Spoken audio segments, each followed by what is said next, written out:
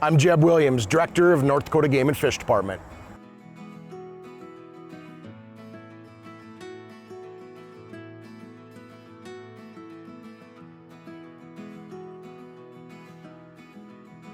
Well, North Dakota consistently ranks at the top when it comes to per capita participation with hunting and fishing, and so that's an indication of what it means to North Dakota. It's an indication of our culture. North Dakota is still very much a rural state, and obviously hunting and fishing activities play a big impact and have a big part in rural areas, and we're blessed in North Dakota to have the culture that we do that provides such a great hunting and fishing atmosphere.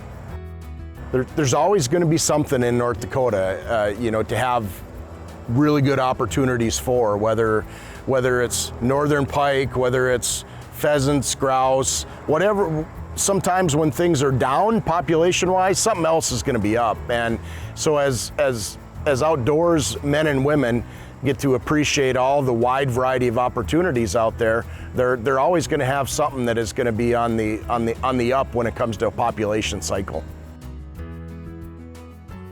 Hunting and fishing are both activities that do require good behavior and good things we want to make sure that people are doing the right things and are looked upon in a positive way when they're out there in various areas hunting and fishing, and because it reflects on everybody as hunters and anglers, and we also have to remember that the people that aren't necessarily involved in hunting and fishing and trapping and all the outdoor activities, they support those activities because it's regulated and because people's behavior when they're out there doing it. And so it's a very important aspect of continuing to make sure that we play that role very well.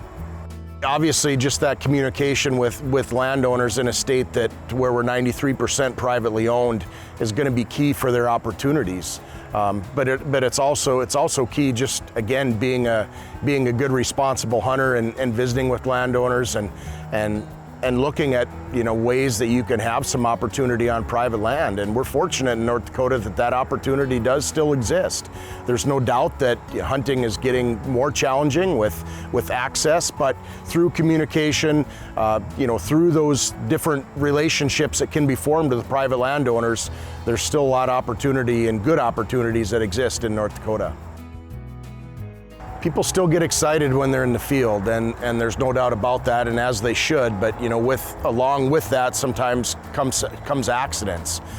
People get maybe moving a little too fast. They get distracted by pheasants flying, those different types of things, and so hunter education covers a lot of different areas, and it covers obviously hunter safety being a big part of it, but it also covers landowner communication. It also covers wildlife management, and so there's a wide variety of tools that are still very applicable to somebody that is perhaps new to hunting, perhaps young, perhaps somebody that maybe isn't young, but to where they're still getting into the hunting world. There's a lot of different resources from our hunter education class that can improve their experience and experience of those around those hunters as well.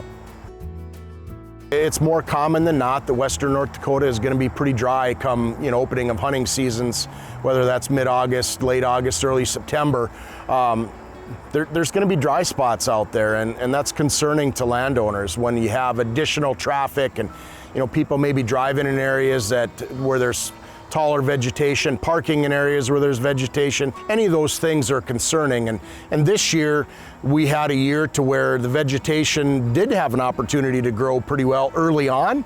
Adequate moisture coupled with pretty cool conditions made for some pretty good habitat conditions out in that area, but then mid-July came and the rain quit and high temperatures set in, and so there is some extra concern out there. So an extra reminder to hunters about those conditions in western North Dakota, I think would go a long way. I think our bird hunting opportunities are setting up to be as good as we've had in a number of years, and I mean that in the variety pack, right, of pheasants, grouse, partridge. Our partridge numbers over the last several years have really shown an increase. We've seen that both in our data collection process and our hunter harvest surveys, and so I think the prospect is really good for a really good fall out there for the variety pack opportunity for people looking at chasing upland birds, and of course our waterfall opportunities are always going to have some good opportunities associated with the combination of our resident population, but then also of course the fall migratory push that usually comes in that November time frame. There's no doubt in North Dakota, obviously, when people are out hunting, and they're gonna encounter other hunters, and we know that's a good thing. Obviously, that in North Dakota we see people come from a variety of places around the country. Obviously, various places from within the state, but just being mindful and respectful of their activities when you're hunting public land as well, and knowing they're out there for the same purpose you are, just to have a great day. I think one of the things that goes a long ways when we know we have hunters out in the field, September, October, November, and with the row crops especially, and that's even statewide now. Obviously that harvest takes place a little later, and so you're having bigger machinery, combines, semis, tractors, grain carts at times that are down the roads going from field to field, and so just always asking hunters to pay attention to those surroundings, and whether somebody's maybe moving cows home, shipping calves, those different types of things, to where there's just a little extra activity on some of those very rural roads, and for hunters to keep a look after that is always appreciated.